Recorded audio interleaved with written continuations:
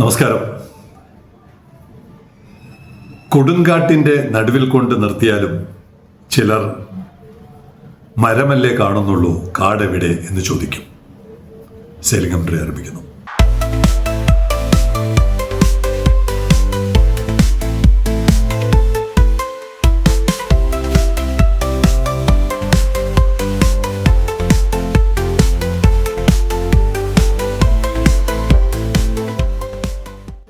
നമുക്കൊരു ചിത്രം കണ്ടു തുടങ്ങാം. फोटो खींच रहे हैं हमारा विजय थालापति जी। मैं देखो ये हमारा कंटेनर एम्प्टी है, सील भी नहीं लगा है। इसमें सील नहीं है, हमारी गाड़ी एम्प्टी है, फिर भी जबरदस्ती कर रहे हैं चीज। और जो कि मैं उधर से हाथ हिलाया, ये सर विजय थालापति मेरे पास नंबर है, कॉन्टेक्ट नंबर है, मैं भेजता ना। देख लो सर, आप देख लो विजय थालापति जी। എന്തെങ്കിലും പിടികിട്ടിയോ? മിക്കവാറും കുറെ പേരെങ്കിലും ഇത് കണ്ടിരിക്കണം. ഈ ഒരു സംവാദം കള്ളനും പോലീസും അല്ല, കള്ളനും വിജയനോ എന്നാണ് നമ്മൾ കേട്ടിട്ടുള്ളത്. ഇത് പോലീസും ഒരു ട്രക്ക് ഡ്രൈവറും തമ്മിലുള്ള സംഭാഷണമാണ്. അദ്ദേഹം പൈസയൊന്നും ചോദിക്കുന്നതായിട്ട് നമ്മൾ കാണുന്നില്ല. അദ്ദേഹം പണിഷ്മെന്റ് എന്താണ്, ബില്ല് എഴുതാനുള്ള ഡിവൈസുമായിട്ടാണ് നിൽക്കുന്നത്. പക്ഷെ ഇദ്ദേഹത്തിന്റെ മറുപടി എന്താണ്, കണ്ടെയ്നറിനകത്തൊന്നുമില്ല, ഞാൻ പൈസ തരേണ്ട കാര്യമില്ല, ഞാൻ തുറന്ന് അദ്ദേഹം തുറന്ന് കാണിക്കണമെന്നൊക്കെയാണ് പറയുന്നത്. നമ്മുടെ വിഷയം അപ്പോൾ അദ്ദേഹം പറയുന്നത്, നമ്മുടെ മുഖ്യമന്ത്രി വിജയ് ദളപതി അദ്ദേഹം പറഞ്ഞു എന്ന് ഒരു പൈസ പോലും ആർക്കും കൈക്കൂലി കൊടുക്കരുത്. തമിഴ്നാട് അങ്ങനെ പറയണം, നിങ്ങൾ ആരെങ്കിലും പൈസ ചോദിച്ചാൽ വിജയ് ആണ് തമിഴ്നാട് ഭരിക്കുന്നത്, അതുകൊണ്ട് കൈക്കൂലി തരാൻ പറ്റില്ല എന്ന് അദ്ദേഹം പറയുന്നതായിട്ടൊക്കെ നമുക്ക് കേൾക്കാൻ തോന്നുന്നു. ഞാൻ ഒന്ന് രണ്ട് തവണ കേട്ടു. അതിൻ്റെ സ്റ്റോറിയിൽ അങ്ങനെയൊക്കെയാണ് ഞാൻ വായിച്ചത്. എന്തായാലും അദ്ദേഹം പറയുന്നുണ്ട്, വിജയ് മുഖ്യമന്ത്രി CM എന്നൊക്കെ പറയുന്നുണ്ട്. എന്തായാലും Shri C Joseph Vijay India മുഴുവൻ ഒരു തരംഗമാവുന്നുണ്ട്.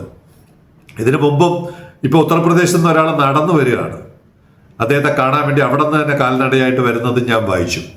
എന്ന് പറഞ്ഞാൽ ഇന്ത്യ മുഴുവൻ പുതിയൊരു മുഖ്യമന്ത്രിയുടെ പ്രവർത്തനങ്ങൾ അറിയുകയും താല്പര്യപ്പെട്ടുകൊണ്ട് ജനങ്ങൾ മുന്നോട്ട് വരികയും ചെയ്യുന്ന ഒരു കാലത്ത് ട്രാക്കത്തോടാണ് എനിക്കതിനകത്ത് താല്പര്യം തോന്നിയത്.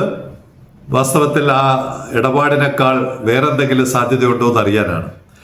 അങ്ങനെ അതിൻ്റെ നമ്പർ, കണ്ടെയ്നറിൻ്റെ നമ്പർ ഞാൻ വളരെ പാടുപെട്ട് കണ്ടുപിടിച്ചു നോക്കുമ്പോൾ അത് സൗത്ത് ആഫ്രിക്കയിലെ കേപ്പ് ടൗൺ പോർട്ടിൽ നിന്ന് തിരിച്ച ഒരു കണ്ടെയ്നറാണ്. ഏകദേശം 30 ദിവസം എടുത്തു സൗത്ത് ആഫ്രിക്കയിൽ നിന്ന് മുംബൈയിലെത്താൻ, JNPTയിലെത്താൻ 30 ദിവസം എടുത്തു. അപ്പോൾ ഉറപ്പാണ് കപ്പൽ കമ്പനിയും കൊടുത്തിരിക്കുന്നത് നേരിട്ട് വരുന്നു എന്നാണ്. 30 ദിവസമാണെങ്കിൽ ഇത് സലാലയിൽ ഉറപ്പായിട്ട് ഈ സാഹചര്യത്തിൽ സലാലയിൽ കയറിയിട്ടായിരിക്കും ഈ കപ്പൽ വരുന്നത്, അല്ലെങ്കിൽ കൊളംബോയിൽ പോയിട്ട് വരുന്നു. എന്തായാലും 30 ദിവസത്തെ യാത്രയിലാണ് JNPTയിൽ ഈ കണ്ടെയ്നർ എത്തുന്നത്. പിന്നെ അത് കഴിഞ്ഞ് നോക്കുമ്പോൾ ഈ കണ്ടെയ്നർ പോകുന്ന സ്ഥലങ്ങൾ, അവിടെ ഇറങ്ങിയിട്ട് 15/7/26 JNPT, 15/7 JNPT, 17/7 റായ്ഗഡ്, 17/7 തന്നെ വീണ്ടും ബെൽഗാം, എല്ലാം കർണാടകയിലൂടെ വരികയാണ്, 18/7 ധാർവാഡ്, 18/7 ദാവനഗരെ, 20/7 ബാംഗ്ലൂർ. JNPT നിന്ന് ബാംഗ്ലൂർ വരെ. അപ്പോൾ 15-ാം തീയതി ഇറങ്ങിയത് 20-ാം തീയതി വരെ ട്രക്ക് യാത്ര തുടരുകയാണ്. അപ്പോൾ ബാംഗ്ലൂർ നല്ലല്ലോ, നമ്മുടെ വിജയും തമിഴ്നാട് പോലീസും ഒക്കെ വരണമെന്നുണ്ടെങ്കിൽ തമിഴ്നാട്ടിലോട്ട് കയറിയിട്ടുണ്ട്. ട്രാക്കിങ്ങിൽ തമിഴ്നാട് കിട്ടിയിട്ടുണ്ടെങ്കിൽ ഞാൻ കാണിക്കാം. ഇന്നലെ നോക്കുന്നത് വരെ അത് കണ്ടില്ല. ഒരുപക്ഷെ ഹൊസൂറിൽ വരെ വന്നതായിരിക്കാം. ഹൊസൂർ വരെ വന്ന ഒരു കണ്ടെയ്നർ തിരിച്ചു പോകുന്നു, അൺലോഡ് ചെയ്ത് തിരിച്ച് 20-ാം തീയതി 21-ാം തീയതി തിരിച്ച് JNPTയിൽ എത്തുന്നു എന്നാണ് ട്രാക്കിങ്ങിൽ കാണുന്നത്. അപ്പോൾ പലയിടത്തായിട്ട് സാധനങ്ങൾ ഇറക്കി വന്നതുപോലെ തോന്നുന്നുണ്ട്. അല്ലെങ്കിൽ പിന്നെ നേരെ ഓടി വരാനാണെങ്കിൽ ഇത്രയും ദിവസം എടുക്കണ്ട, ഇടയ്ക്കിടയ്ക്ക് നിർത്തി എന്തോ എടുക്കുകയാണ് അല്ലെങ്കിൽ ഇറക്കുകയാണ്. നമ്മുടെ വിഷയം അതല്ല. ഇത് 30 ദിവസം എടുത്തു. സൗത്ത് ആഫ്രിക്കയിൽ നിന്ന് JNPTയിൽ 30 ദിവസം, അവിടെ നിന്ന് കസ്റ്റമർ ഏകദേശം നമ്മുടെ അടുത്താണ് കസ്റ്റമർ വരുന്നത്. ഹുസൂർ എന്ന് പറയുമ്പോൾ JNPTയേക്കാൾ നമ്മളാണ് അടുത്തിരിക്കുന്നത്. അപ്പം നമ്മുടെ ഇവിടെ വരാതെ ഈ കണ്ടെയ്നർ JNPT വഴി 30 ദിവസം എടുത്ത് വരുമ്പോൾ, ഞാൻ അതാണ് ആദ്യം പറഞ്ഞത്, കാട് കാണുന്നില്ല, മരം മാത്രമേ കാണുന്നുള്ളൂ. നമ്മൾ ഇത്രയും വലിയ ഒരു അഴിമതി, ഇത് അഴിമതി തന്നെയാണ്.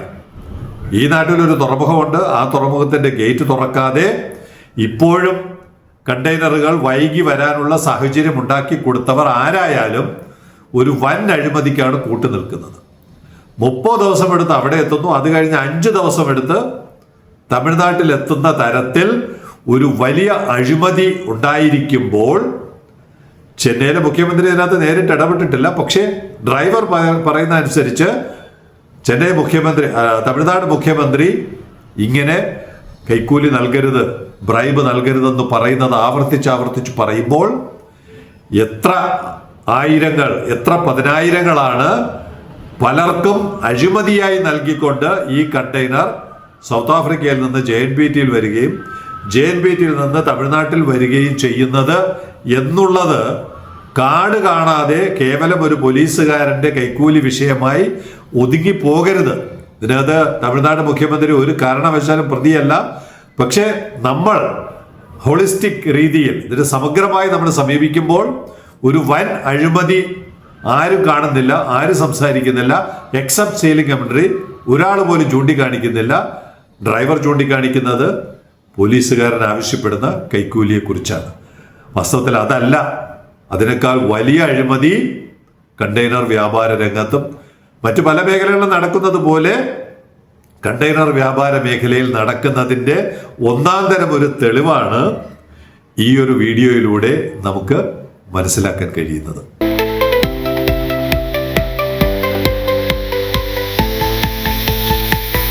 ആരും അറിയാതെ പോകുന്ന മറ്റൊരു അഴിമതി കഥ തന്നെയാണ് ചെന്നൈയിൽ നിന്ന് വരുന്നത്. അവിടെ ഒരു പരിപാടി ഉദ്ഘാടനം ചെയ്തു. Concor flags off first export container to UK under India UK FTA free trade agreement പ്രകാരമുള്ള ആദ്യത്തെ container Concor corporation flag off ചെയ്തു. Container corporation of India send its first UK bound export container from ICD Whitefield Bangalore, making a symbolic milestone since the FTA came into force. FTA agreement പ്രാബല്യത്തിൽ വരുന്നതിൻ്റെ ഭാഗമായിട്ട് ആദ്യമായിട്ട് ബാംഗ്ലൂർ വൈറ്റ്ഫീൽഡിൽ നിന്ന് ഒരു കണ്ടെയ്നറിനെ Concor flag off ചെയ്യുന്നു. നമുക്കറിയേണ്ടത് ഈ container എത്ര ദിവസം എടുത്തിട്ടാണ് ലണ്ടനിലോട്ട് പോകുന്നത്. ലണ്ടനിലോട്ടാണല്ലോ പോകുന്നത്, ടു UK. എത്ര ദിവസം എടുക്കും? ഉടനെ തമ്പുരാൻ അറിയാം.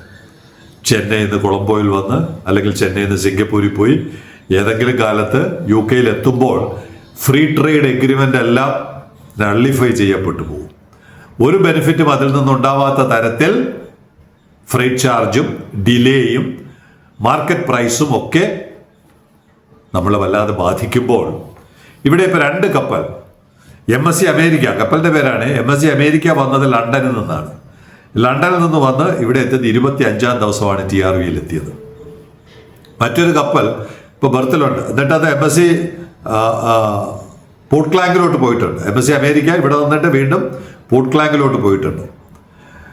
വേറൊരു കപ്പൽ കിടക്കുന്നത് പുസാൻ വന്നത് ന്യൂയോർക്ക്, ബാൾട്ടിമോർ, നോർഫോക്ക്. അമേരിക്കയിൽ നിന്ന് നേരിട്ട് വന്നു 27 ദിവസം. അപ്പോൾ അമേരിക്കയിൽ നിന്ന് 27 ദിവസം, ലണ്ടനിൽ നിന്ന് 25 ദിവസം. ഗേറ്റ് തുറന്ന് ഇവിടെ നിന്ന് കാർഗോ രൂപപ്പെടും. ഉറപ്പായിട്ടും കാർഗോ പല ഭാഗത്തു നിന്ന് വരും. തിരിച്ചും സർവീസ് ഇതുപോലെ ഉണ്ടാവും. 25 ദിവസവും 27 ദിവസവും കൊണ്ട് ലണ്ടനും അമേരിക്കയിലും എത്താൻ പറ്റുന്ന തരത്തിൽ ഇന്ത്യയിൽ ഒരു തുറമുഖം പ്രവർത്തിച്ചു തുടങ്ങിയിട്ടും അതിൻ്റെ പ്രയോജനം ഇവിടുത്തെ വ്യാപാരികൾക്കും വ്യവസായികൾക്കും ഫ്രീ ട്രേഡ് എഗ്രിമെന്റ് എന്തോ ആനയാണെന്ന് കരുതുന്ന കയറ്റുമതിക്കാർക്കും പ്രയോജനപ്പെടാതിരിക്കുന്ന വിധത്തിലാണ് നമ്മുടെ ഗേറ്റ് ഇപ്പോഴും പൂട്ടിവച്ചിരിക്കുന്നത്. അപ്പോൾ ഫ്രീ ട്രേഡ് എഗ്രിമെന്റുകൾ ഇന്ത്യയിലെ വ്യവസായികൾക്ക്, കയറ്റുമതിക്കാർക്ക് പ്രയോജനപ്പെടണമെങ്കിൽ TRV വഴി, ട്രിവാൻഡ്രം പോർട്ട് വഴി നേരിട്ട് അയച്ചാലേ പറ്റൂ. വളഞ്ഞ വഴികളിൽ കൂടി പോയാൽ ഈ പ്രയോജനം കയറ്റുമതിക്കാർക്ക് കിട്ടത്തില്ല, വ്യവസായികൾക്ക് കിട്ടത്തില്ല എന്നുള്ളതിൻ്റെ ഉദാഹരണമാണ് ഈ 2 കപ്പലുകളും നമ്മുടെ ഇവിടെ വന്നു പോകുന്നതും ചെന്നൈയിൽ നിന്ന് ഇത് കയറ്റുമതി ചെയ്യുന്നതും. അപ്പോൾ ബന്ധപ്പെട്ടവർ ഈ ഒരു കാട് മൊത്തത്തിൽ കാണണം. മരങ്ങളല്ല കാണേണ്ടത്, കാട് മൊത്തത്തിൽ കണ്ടുകൊണ്ട് അവിടെ സമൂഹത്തിൽ കയറ്റുമതിക്കാർക്ക്, ഇറക്കുമതിക്കാർക്ക്, വ്യാപാരികൾക്ക്, വ്യവസായികൾക്ക്, മാനുഫാക്ചറേഴ്സിനും ഒക്കെ ഗുണം ചെയ്യുന്ന തരത്തിൽ തീരുമാനങ്ങൾ എടുക്കണം. ഒരു പോലീസുകാരൻ്റെ അഴിമതി പിടിക്കാൻ എളുപ്പമാണ്. വൻ അഴിമതി, ലോകം മുഴുവൻ വ്യാപിച്ചു കിടക്കുന്ന ഇന്ത്യൻ കയറ്റുമതിയുടെ അഴിമതി കണ്ടുപിടിക്കൽ പലർക്കും എളുപ്പമല്ല. സെയിലിംഗ് കമന്ററി ഇടയ്ക്കിടയ്ക്ക് അത് അവതരിപ്പിക്കുന്നുണ്ട്.